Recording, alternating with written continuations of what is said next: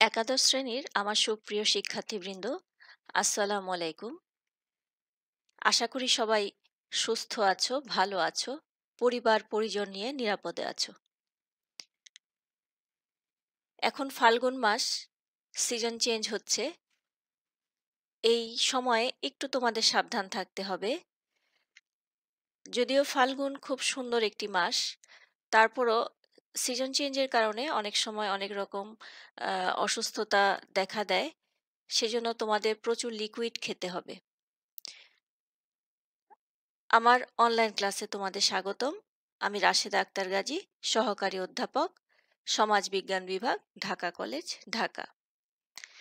সমাজবিজ্ঞান প্রথম পত্র, বিষয় কোড 117 নিয়ে আলোচনা করছি। আজ আমার আলোচনার অধ্যায়টি হচ্ছে তৃতীয় অধ্যায়, সমাজবিজ্ঞানীদের মতবাদ এবং অবদান। ইতিমধ্যে আমরা কার্ল মার্কস, অগাস্ট কোট, ইবনে খালদুন ওনাদের মতবাদ এবং অবদান নিয়ে আলোচনা করেছি। আজ আমার আলোচনার বিষয় এমিল ডুরখেম। এমিল ডুরখেমের মতবাদ এবং অবদান নিয়ে আমরা আলোচনা শুরু করব। প্রথমে আমরা এমিল ডুরখেমের সম্পর্কে জেনে নিই। 20 শতকের প্রারম্ভিক পর্যায়ে যাদের প্রভাবে সমাজবিজ্ঞান তার গতিশীলতার পথে অগ্রসর হয়ে প্রগতিশীল হয়ে উঠেছিল, তাদের মধ্যে এমিল ডুরখেমের নাম উল্লেখযোগ্য। ফরাসির প্রথম প্রাতিষ্ঠানিক সমাজবিজ্ঞানী এবং সমাজবিজ্ঞানের প্রথম অধ্যাপক এমিল ডুরখেম ফ্রান্সের লরেন্স প্রদেশের একটি ইহুদি ধর্মযাজক পরিবারে 1858 খ্রিস্টাব্দে 15 এপ্রিল জন্মগ্রহণ করেন। শিক্ষাজীবন শেষ করে তিনি লাইস বিশ্ববিদ্যালয়ের দর্শন বিভাগে অধ্যাপক হিসেবে যোগ দেন। তিনি যুক্তিবিদ্যা ও দর্শনের সাথে বৈজ্ঞানিক পদ্ধতি একটা সমন্বয় বা সংযোজন করে সমাজকে বিশ্লেষণ করার চেষ্টা করেন। প্রথম বিশ্বযুদ্ধে তিনি নিজে অংশগ্রহণ করেন এবং তার পুত্র অ্যান্ড্রি এই যুদ্ধে নিহত হন। পরবর্তীতে পুত্র শোক এবং অতিরিক্ত মানসিক চাপের কারণে পক্ষাঘাতে 1917 সালে মাত্র 59 বছর বয়সে তিনি শেষ নিঃশ্বাস ত্যাগ করেন। তার গুরুত্বপূর্ণ গ্রন্থাবলীর মধ্যে রয়েছে the division of labour in society, the rules of sociological method, the suicide, the elementary forms of religious life. আমরা আজ সুইসাইড নিয়ে আলোচনা করব। তার আগে আমাদের জানতে হবে সোশ্যাল ফ্যাক্ট বা সামাজিক ঘটনা কি। ডুরখেমের মতে সমাজবিজ্ঞান হলো সামাজিক ঘটনার বিজ্ঞান। সামাজিক ঘটনার বৈশিষ্ট্যের বর্ণনা দিতে গিয়ে তিনি বলেন যে সকল মানবিক আচরণই সামাজিক ঘটনা। তার সমাজতাত্ত্বিক চিন্তার মূল বিষয় হচ্ছে সামাজিক ঘটনা। সামাজিক ঘটনা কিভাবে উদ্ঘাটন করা যায় সে সম্পর্কে ডুরখেম তার যে বিখ্যাত গ্রন্থ আমরা স্লাইডে দেখছি, the rules of sociological method, এই গ্রন্থে তিনি এই বিষয়ে বিস্তারিত আলোচনা করেছেন এবং তিনি বলেছেন sociology is the science of social facts. তার মতে সামাজিক ঘটনা ব্যক্তি নিরপেক্ষ। তিনি মনে করেন যে মানুষের প্রতিটি কাজ এবং চিন্তার পেছনে কোনো না কোনো সামাজিক কারণ থাকে। মূলত সোশ্যাল ফ্যাক্ট বলতে তিনি বুঝিয়েছেন যে আমাদের সমাজ জীবনকে প্রভাবিত করে এমন আইন, নীতিনৈতিকতা, মূল্যবোধ, ধর্মীয় বিশ্বাস, আচার অনুষ্ঠান, প্রথা, ফ্যাশন এবং সকল সামাজিক সাংস্কৃতিক নিয়মকানুন, এগুলোকে তিনি বলেছেন সোশ্যাল ফ্যাক্টস। তার সমগ্র আলোচনায় দুইটি মৌলিক দিক পরিলক্ষিত হয়। প্রথমটা হচ্ছে তিনি ব্যক্তির চেয়ে সমাজকে অধিক গুরুত্ব দিয়েছেন, আর দ্বিতীয়টি হচ্ছে তিনি সমাজ অধ্যয়নে বৈজ্ঞানিক বিজ্ঞানভিত্তিক উপায়ের কথা বলেছেন। বৈজ্ঞানিক পদ্ধতিতে অধ্যয়নের কথা বলেছেন। তিনি সোশ্যাল ফ্যাক্ট বা সামাজিক ঘটনাকে ব্যাখ্যা করতে গিয়ে দর্শন এবং মনোবিজ্ঞানের কথা এনেছেন এবং এই দুটি বিষয়ের সাথে সমাজবিজ্ঞানের পার্থক্য দেখিয়েছেন। তিনি দর্শন এবং সমাজবিজ্ঞানের পার্থক্য দেখাতে গিয়ে বলেছেন যে দুটি বিষয়ই সমাজ নিয়ে আলোচনা করে, কিন্তু তাদের আলোচনার পদ্ধতি এবং দৃষ্টিভঙ্গিগত কিছু পার্থক্য রয়েছে। যেমন দর্শন অন্তর্দৃষ্টি দ্বারা অর্থাৎ দার্শনিক পদ্ধতি দ্বারা সমাজকে ব্যাখ্যা করে, আর সমাজবিজ্ঞান অভিজ্ঞতালব্ধ জ্ঞান দ্বারা সমাজকে ব্যাখ্যা করে, যা সম্পূর্ণ বিজ্ঞান ভিত্তিক একটি পন্থা। এই বিজ্ঞান ভিত্তিক পন্থা প্রয়োগে আমরা বিভিন্ন পদ্ধতি ব্যবহার করি, যেমন survey method, observation method, experimental method. এগুলো যেমন ডুরখেইম সুইসাইডকে একটি সামাজিক ঘটনা বলেছেন এবং বা সোশ্যাল ফ্যাক্ট বলেছেন, এবং এটিকে গবেষণা করতে গিয়ে তিনি সোশ্যাল সার্ভে মেথড ব্যবহার করেছেন। অন্যদিকে মনোবিজ্ঞান মানুষের মানসিক বা জৈবিক বিষয় নিয়ে আলোচনা করে। মনোবিজ্ঞান মানুষের ভেতরের দিকগুলো নিয়ে আলোচনা করে। অন্যদিকে সোশিওলজি মানুষের বাইরের দিকগুলো নিয়ে আলোচনা করে, যদিও কখনো কখনো ভেতরের দিক নিয়েও আলোচনা করে, তবে বেশিরভাগ এক্সটার্নাল বা বাইরের জিনিসগুলো নিয়েই সোশিওলজি আলোচনা করে। ডুরখেইম যে কোনো সামাজিক সমস্যা, যেমন সুইসাইড একটা সামাজিক সমস্যা, ড্রাগ অ্যাডিকশন একটা সামাজিক সমস্যা, রেসিজম বা বর্ণ বৈষম্য, এগুলো একটা সামাজিক সমস্যা।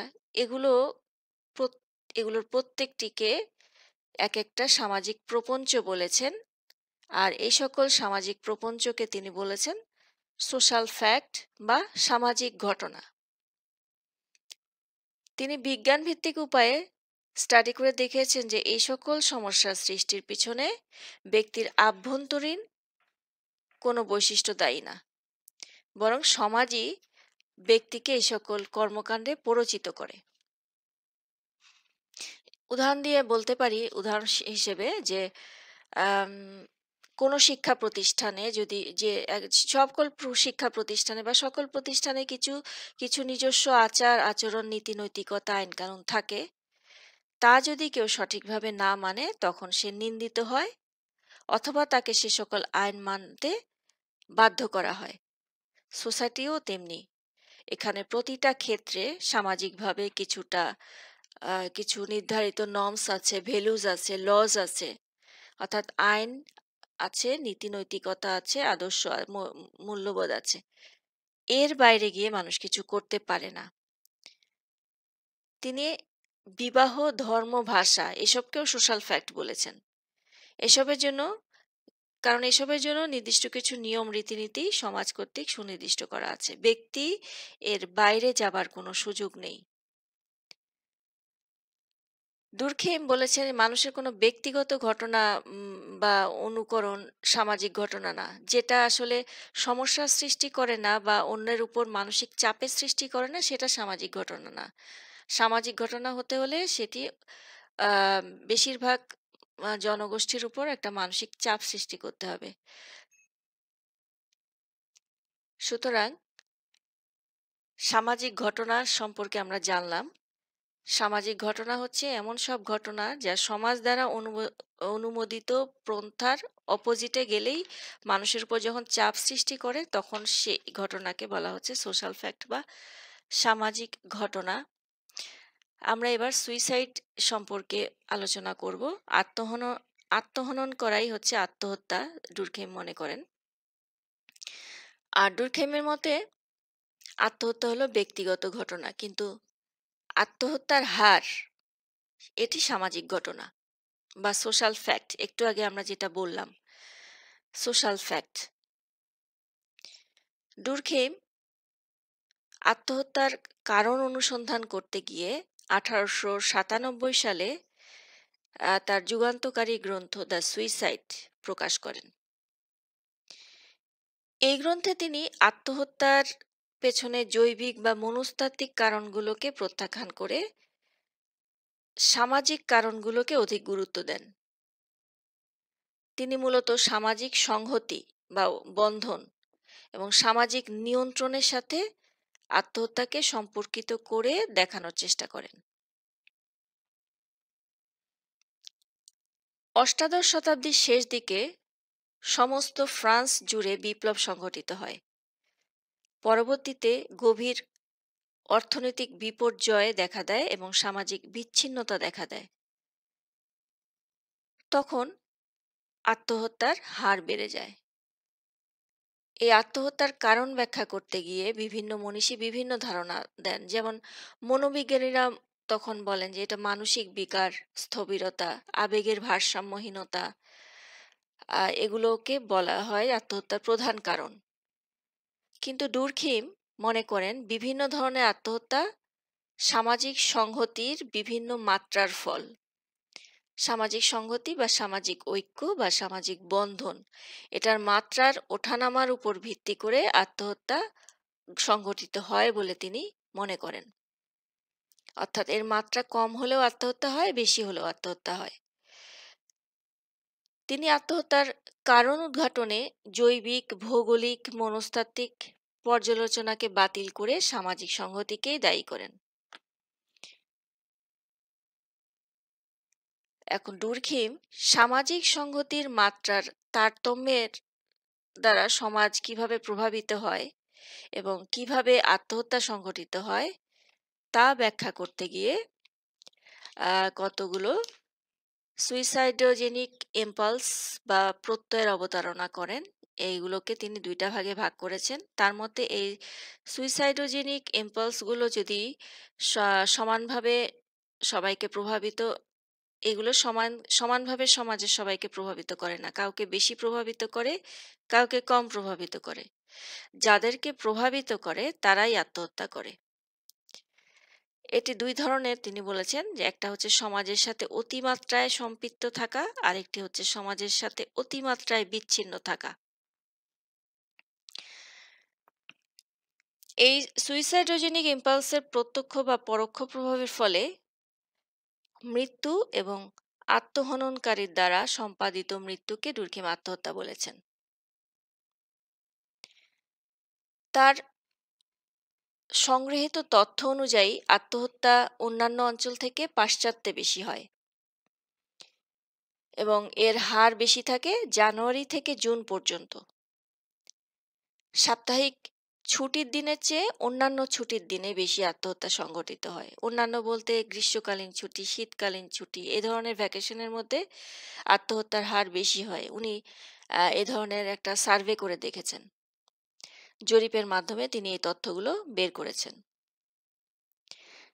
তার তথ্য থেকে আরও জানা যায় যে ক্যাথলিক যারা, তাদের চেয়ে প্রোটেস্ট্যান্টদের মধ্যে আত্মহত্যার হার বেশি। আবার বিবাহিত যারা, তাদের তুলনায় অবিবাহিতদের মধ্যে আত্মহত্যার হার বেশি। অন্যদিকে সাধারণ নাগরিক যারা, সাধারণ মানুষ যারা, তাদের থেকে সামরিক ব্যক্তিদের মধ্যে আত্মহত্যার হার বেশি। আবার একটা মজার বিষয় হলো, যুদ্ধ এবং বিপ্লবের সময়ে আত্মহত্যার হার সেভাবে থাকে না, যতটা আত্মহত্যার বেশি হয় শান্তির সময়ে। যখন সমাজে শান্তি বিরাজ করে তখনও আত্মহত্যার হার বেড়ে যায়। তিনি তার গ্রন্থে 3 ধরনের আত্মহত্যার কথা বলেছেন এবং এগুলোর কারণ নির্ণয় করেছেন। আমরা প্রথমটা দেখছি আত্মকেন্দ্রিক আত্মহত্যা। যে সমাজে সামাজিক সংহতিটা কম থাকে সেখানে এ ধরনের আত্মহত্যা বেশি হয়। অর্থাৎ ব্যক্তির সাথে সমাজ বা গোষ্ঠীর মধ্যে সংহতির অভাব দেখা দিলে এই আত্মকেন্দ্রিক আত্মহত্যা সংঘটিত হয়। একজন ব্যক্তি যখন তার সমাজ থেকে নিজেকে বিচ্ছিন্ন মনে করে তখন এ ধরনের আত্মহত্যা সংঘটিত হয়। অর্থাৎ যখন ব্যক্তির সাথে গোষ্ঠীর বা সমাজের বন্ধনটা দুর্বল হয়ে যায় তখনই এই ধরনের আত্মহত্যার সংখ্যা বেড়ে যায়। ব্যক্তি সমাজ থেকে যখন বিচ্ছিন্ন হয়ে পড়ে তখন একসময় সে আত্মকেন্দ্রিক হয়ে পড়ে। সে শুধু নিজেকে নিয়ে চিন্তা করে।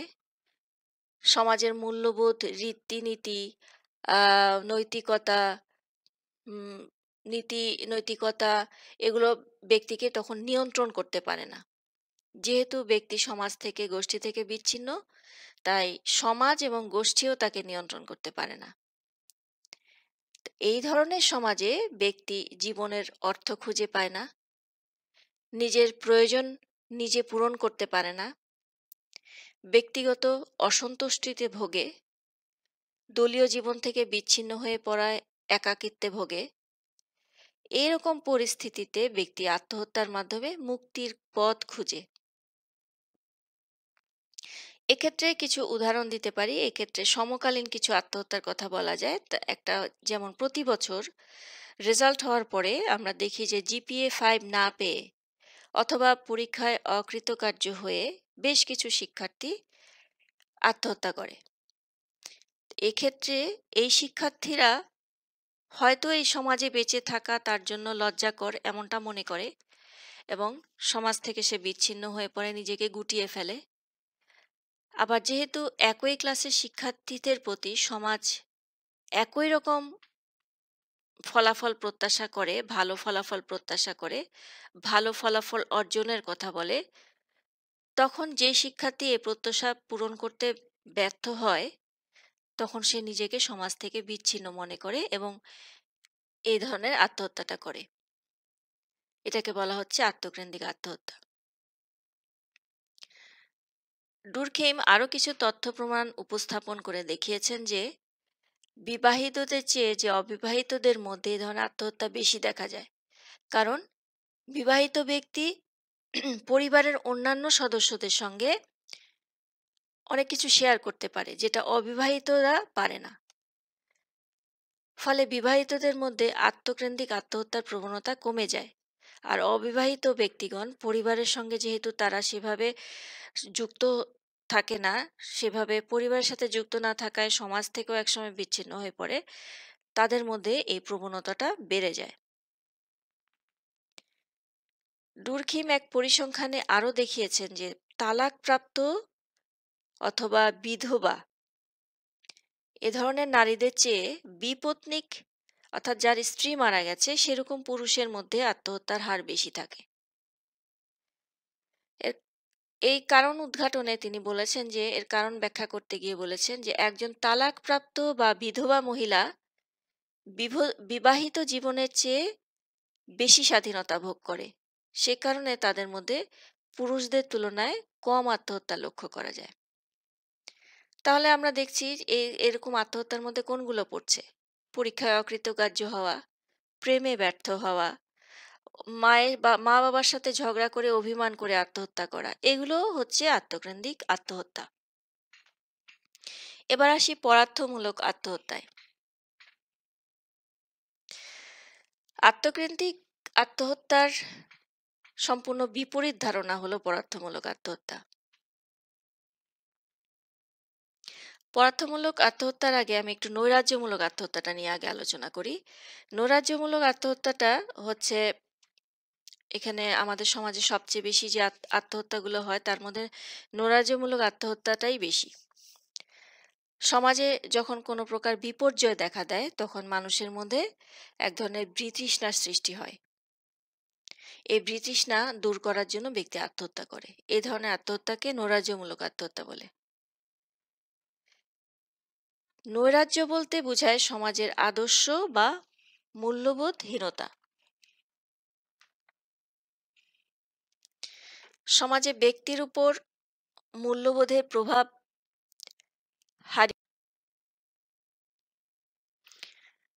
সমাজে ব্যক্তির উপর মূল্যবোধের প্রভাব হারিয়ে গেলে তখনই নৈরাজ্যমূলক অবস্থার সৃষ্টি হয়। যখনই কোনো সমাজের রীতিনীতি ও মূল্যবোধ ভেঙে পড়ে তখন এই ধরনের আত্মহত্যা বেশি দেখা দেয়। অর্থাৎ আমাদের যে প্রতিষ্ঠানগুলো আছে আইনের জন্য, শিক্ষার জন্য, অর্থনৈতিক প্রতিষ্ঠান, এগুলো যখন তাদের নিজ নিজ স্বাভাবিক কর্মকাণ্ড করতে না পারে, দুর্নীতি, বা নেগেটিভ ওয়েতে যখন তারা এই কাজগুলো করে, তখন এই ধরনের আত্মহত্যা বা নৈরাজ্যকর একটা অবস্থার সৃষ্টি হয় এবং এই ধরনের আত্মহত্যা বেড়ে যায়। নৈরাজ্যজনক বা বিশৃঙ্খল অবস্থায় সমাজের রীতিনীতি, আইন-কানুন, বিশ্বাস এগুলো ভেঙে যায়। ব্যক্তির উপর সমাজের কোনো নিয়ন্ত্রণ থাকে না। কোনো ধরনের সামাজিক মূল্যবোধ না থাকায় ব্যক্তি আম আ নিজের ইচ্ছামাফিক আচার-আচরণ করতে থাকে এবং সাধারণ মানুষের মনে এক ধরনের বিতৃষ্ণার সৃষ্টি হয়। এই বিতৃষ্ণা দূর করার জন্য ব্যক্তি আত্মহত্যা করে। এ ধরনের আত্মহত্যাকে নৈরাজ্যমূলক আত্মহত্যা বলা হচ্ছে। এর অনেক উদাহরণ আছে, যেমন দক্ষিণ ভারতের অন্ধ্রপ্রদেশে, সেখানে বিয়েতে যৌতুকের পরিমাণ অনেক অধিক অধিক হওয়ায় অনেক বাবা তাদের মেয়েকে বিয়ে দিতে না পারার কারণে আত্মহত্যা করে থাকে। দরিদ্র যারা পিতা যারা, তারা এই বিপুল পরিমাণ যৌতুক দিতে না পারার কারণে অনেক সময় আত্মহত্যা করে থাকে। দুর্খেমের মতে সমাজে যত বেশি অস্থিরতা থাকবে, তত বেশি নৈরাজ্যমূলক আত্মহত্যা সংঘটিত হবে। এখন এই যে যৌতুক দিতে না পারা যে পিতা আত্মহত্যা করলো, এজন্য কে দায়ী? সে পিতাও দায়ী না, যে যৌতুক নিচ্ছে সেও দায়ী না, দায়ী সমাজ। কারণ সমাজ এখানে তাদেরকে নিয়ন্ত্রণ করতে পারেনি। এই সমাজের নিয়ন্ত্রণের অভাবে এই অরাজকতা বা বিশৃঙ্খলার সৃষ্টি হয়েছে, যেটার পিছনে যেটা এই আত্মহত্যার পেছনে দায়ী। সেরকম হঠাৎ অর্থনৈতিক উন্নতি বা অবনতির ফলে সমাজে ব্যক্তির উপর নিয়ন্ত্রণ থাকে না। সমাজ ব্যক্তির উপর নিয়ন্ত্রণ করতে পারে না, অসমর্থ হয়, ব্যর্থ হয়, তখন এ ধরনের আত্মহত্যা বেড়ে যায়। যেমন অর্থনৈতিক যখন মন্দা দেখা দেয়, অনেক সময় কারখানা বন্ধ হয়ে যায়। কারখানা বন্ধ হয়ে গেলে অনেক শ্রমিক ছাঁটাই করা হয়। তখন এই যে যারা ছাঁটাই হলো, এই চাকরি হারানোর ফলে তারা আত্মহত্যা করতে পারে। এই ধরনের আত্মহত্যাকে আবার বলা হচ্ছে নৈরাজ্যমূলক আত্মহত্যা। যেমন শেয়ার বাজারের ধস, আমরা প্রশ্ন অনেকবার দেখেছি যে বোর্ডের প্রশ্নে শেয়ার বাজার ধসের কারণে যে আত্মহত্যা। অর্থাৎ শেয়ার বাজারের এই যে অর্থনৈতিক প্রতিষ্ঠানগুলো এটার উপর নিয়ন্ত্রণ রাখতে পারেনি, ধসের ফলে অনেকেই অর্থনৈতিকভাবে বিপর্যস্ত হয়ে পড়ে, অর্থনৈতিক মন্দা দেখা দেয়, পরে আত্মহত্যা করে। আবার বড় বড় ধরনের সামাজিক পরিবর্তনও অনেক সময় এ ধরনের আত্মহত্যার হার বৃদ্ধি করে। যেমন কখনো কখনো সমাজে বিপ্লব সংঘটিত হবার পর এ ধরনের অবস্থার উদ্ভব হয়। ফরাসি বিপ্লবের পরে এরকম এক ধরনের নৈরাজ্যকর পরিস্থিতির সৃষ্টি হয়েছিল, তখন আত্মহত্যার হার বেড়ে গিয়েছিল। ওই যে বললাম কিছুক্ষণ আগে যে বিপ্লব বা যুদ্ধের সময় আত্মহত্যা হয় না, বিপ্লব পরবর্তী বা যুদ্ধ পরবর্তী সময় আত্মহত্যার হারটা বেড়ে যায় অনেক সময়। এটাও নৈরাজ্যমূলক আত্মহত্যার মধ্যেই পড়ে। কারণ সে সময় সোসাইটির মধ্যে একটা ভারসাম্য অবস্থা বিরাজ করে না, ভারসাম্যহীন অবস্থা বিরাজ করে। এবার আমি পরার্থমূলক আত্মহত্যা নিয়ে আলোচনা করব। পরার্থমূলক আত্মহত্যাটা আত্মকেন্দ্রিক আত্মহত্যার বিপরীত ধারণা পোষণ করে। আত্মকেন্দ্রিক আত্মহত্যাতে ছিল সামাজিক সংহতি কিছুটা শিথিল, বন্ধনটা বিচ্ছিন্ন ছিল সমাজের সাথে। আর এখানে সামাজিক সংহতি বা সামাজিক বন্ধনটা ছিল মাত্রাতিরিক্ত। যখন মাত্রাতিরিক্ত হয়, তখন এ ধরনের আত্মহত্যাটা দেখা দেয়, পরার্থমূলক আত্মহত্যা। যেখানে ব্যক্তি সমাজের সাথে গভীরভাবে সম্পর্কযুক্ত, সেই সমাজে এ ধরনের আত্মহত্যা বেশি হয়। যেমন সমাজে ব্যক্তি স্বার্থের চেয়ে সামাজিক স্বার্থ যখন প্রবল আকার ধারণ করে, ব্যক্তির নিজের স্বার্থের চেয়ে জনকল্যাণ প্রবল আকার ধারণ করে, সেখানে পরার্থমূলক আত্মহত্যা অধিক হারে সংঘটিত হয়। এ ধরনের আত্মহত্যার পিছনে সমাজের নীতি নৈতিকতা ও আদর্শের প্রতি ব্যক্তির সীমাহীন আনুগত্য কাজ করে। অর্থাৎ সেই দেশের নীতি নৈতিকতা আদর্শ দ্বারা মানুষ খুব আদর্শর প্রতি মানুষ খুব বেশি অনুগত থাকে। সম্পূর্ণ সামাজিক কারণে যে সমস্ত আত্মহত্যা সংঘটিত হয় সেটাই হচ্ছে পদার্থমূলক আত্মহত্যা। মানুষের ব্যক্তিগত চাহিদা এবং প্রয়োজনের চেয়ে যখন সমাজের চাহিদা এবং প্রয়োজনকে বেশি গুরুত্ব দেওয়া হয়, তখন সমাজের সুনাম রক্ষার জন্য কোনো ব্যক্তি নিজের জীবন বিপন্ন করতে পারে। দেশের স্বার্থে, জনগণের স্বার্থে, বৃহত্তর স্বার্থে। এই বৃহত্তর স্বার্থে যখন কোনো ব্যক্তি তার ক্ষুদ্রতর স্বার্থকে বিসর্জন দেয়, তখন এই ধরনের আত্মহত্যা সংঘটিত হয়। অর্থাৎ ব্যক্তি যখন গোষ্ঠী বা সমাজকে, আমার দেশকে, আমার সমাজকে যখন আমি চরম ভালোবাসবো, এর প্রতিদান স্বরূপ নিজের জীবন দিতেও কুণ্ঠাবোধ করব না, তখন এই ধরনের আত্মহত্যার জন্ম হয়। এক কথায় মানুষ যখন পরের জন্য, দেশের বা সমাজের জন্য আত্মহত্যা করে, তখন তাকে পরার্থমূলক আত্মহত্যা বলে। যেমন একসময় ভারতীয় উপমহাদেশে সতীদাহ প্রথা প্রচলিত ছিল। এখানে প্রথাটা এমন ছিল যে স্বামী মারা যাওয়ার পরে স্ত্রীকে জ্বলন্ত জীবন্ত দগ্ধ করা হতো। এর এর মাধ্যমে সতীদাহ প্রথা আহ, করা হতো। সতীকে দাহ করা হতো, অর্থাৎ স্বামীর জন্য সে জীবন দিয়েছে, বিসর্জন দিয়েছে, এ ধরনের একটা প্রথা ছিল সেই সময়ে। এটাকেও বলা হচ্ছে পদার্থমূলক আত্মহত্যা। এখন তোমাদের মনে প্রশ্ন আসতে পারে যে এখানে তো সেই আহ, যিনি স্ত্রী স্বেচ্ছায় তার জীবন দিতে চাচ্ছেন না, অনেক সময় তাকে ধরে বেঁধে আগুনে নিক্ষেপ করা হয়, এটা কিভাবে পদার্থমূলক আত্মহত্যা হতে পারে? তো সেক্ষেত্রে ডুরখেইমের বক্তব্য হচ্ছে, সেটা হচ্ছে ডুরখেইমের আলোচনা অনুযায়ী সেটা মূল্যবোধ, সমাজের মূল্যবোধ এবং রীতিনীতি প্রথার জন্যই তাকে এই আত্মবিসর্জনটা দিতে হচ্ছে। এই জন্য এটাকে আত্মকেন্দ্রিক পদার্থমূলক আত্মহত্যা বলা হচ্ছে, অর্থাৎ প্রথার জন্য তাকে এই আত্মবিসর্জন দেওয়া লাগছে। সেরূপ অনেক সময় আমরা দেখি যে ধর্মীয়, অনেক সময় ধর্মের জন্য কি করে, নিজের শরীরে বোমা বেঁধে একটা বোমা বিস্ফোরণ ঘটায় একটা জনসভার মধ্যে। এটাকেও অনেক সময় পদার্থমূলক আত্মহত্যা বলছে। তো বাংলাদেশে ১৯৭১ সালে স্বাধীনতা যুদ্ধের সময় ৩০ লক্ষ যে লোক আত্মদান করেছেন, তারা কিন্তু জেনে শুনেই গিয়েছেন যে যুদ্ধ থেকে তিনি ফিরতেও পারেন, নাও পারেন।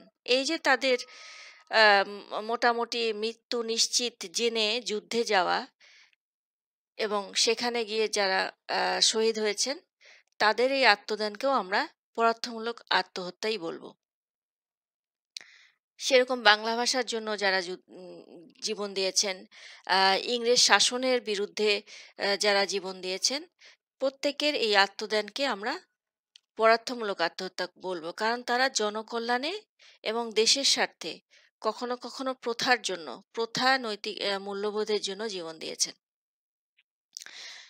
সাধারণত যুদ্ধবিগ্রহকালে এবং সমাজে কোনো বিশেষ বিপর্যয় নেমে আসলে সমাজে এই ধরনের আত্মহত্যা দেখা দেয়। আবার অনেক সময় সমাজের বিশেষ কোনো নিয়মের প্রতি মানুষের বিতৃষ্ণা সৃষ্টি হলে এ ধরনের আত্মহত্যা সংঘটিত হয়। ডুরখেম আবার এই পদার্থমূলক আত্মহত্যাকে ৩টি ভাগে ভাগ করেছেন: বাধ্যতামূলক আত্মহত্যা, ঐচ্ছিক আত্মহত্যা এবং উগ্র প্রকৃতির আত্মহত্যা। বাধ্যতামূলক আত্মহত্যাটা কি?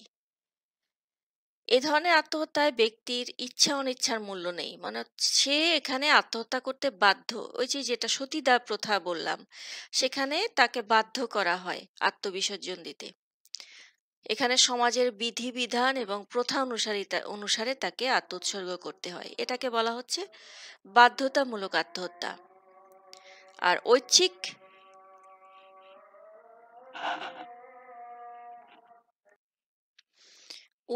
আত্মহত্যার ক্ষেত্রে ব্যক্তি অপেক্ষাকৃত স্বাধীন। সে নিজস্ব ইচ্ছা অনুসারে সিদ্ধান্ত গ্রহণ করতে পারে।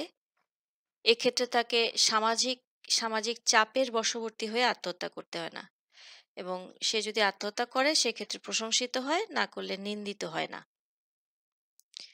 যেমন দেশের স্বার্থে আত্মোৎসর্গ করা। এখানে যখন সে দেশের জন্য আত্মবিসর্জন দেয় সে প্রশংসিত হয়, কিন্তু সে যদি আহ, ইচ্ছা করে নাও যেতে পারে যুদ্ধে, বা নাও দিতে পারে জীবন দেশের জন্য, কিন্তু সেক্ষেত্রে সে নিন্দিত হবে না। উগ্র প্রকৃতির আত্মহত্যা, যেটা সমাজে পূজনীয় হবার অভিপ্রায় হতে এ ধরনের আত্মহত্যা ঘটে। এই যে কিছুক্ষণ আগে বললাম যে ধর্মীয় বিশ্বাস থেকে অনেক সময় বুকে মাইন বেঁধে বা বোমা বেঁধে যখন বিস্ফোরণ ঘটায়, অনেক সময় পুরোহিতরা দেহে অগ্নিসংযোগ করেও এ ধরনের আত্মহত্যা করে। এগুলো হচ্ছে উগ্রবাদী বা উগ্র প্রকৃতির আত্মহত্যা। ডুরখেমের মতে স্বাভাবিক অবস্থায় পরার্থমূলক আত্মহত্যার চেয়ে আত্মকেন্দ্রিক আর নৈরাজ্যমূলক আত্মহত্যার হার বেশি হয়। আর সাধারণত পরার্থমূলক আত্মহত্যা কম উন্নত সমাজে বেশি দেখা যায়। এছাড়া ডুরখেইম তার সুইসাইড গ্রন্থের ফুটনোটে আরও এক ধরনের আত্মহত্যার কথা বলেছেন। সেটি হলো নিয়তবাদী আত্মহত্যা। আত্মকেন্দ্রিক আত্মহত্যার ক্ষেত্রে যেমন নিয়ম শৃঙ্খলা দুর্বল থাকে, তেমনি নিয়তবাদী আত্মহত্যার ক্ষেত্রে মাত্রাতিরিক্ত সামাজিক অনুশাসনের ফলে বা নিয়মকানুনের ফলে, অতিরিক্ত নিয়মকানুনের ফলে ব্যক্তি আত্মহত্যা করে। এই ধরনের আত্মহত্যা দেখা গিয়েছিল দাস সমাজে। দাস সমাজে নিয়মের বাড়াবাড়ির কারণে এবং অত্যাচারের কারণে অনেক দাস আত্মহত্যা করে। এটাকে এক ধরনের নিয়তবাদী আত্মহত্যা বলা হয়। তো প্রিয় শিক্ষার্থীরা, আজ এ পর্যন্তই। আগামীতে তোমাদের সাথে অন্য এমিল ডুরখেমের অন্য কোনো থিওরি নিয়ে আলোচনা করব। সে পর্যন্ত ভালো থাকো। খোদা হাফেজ।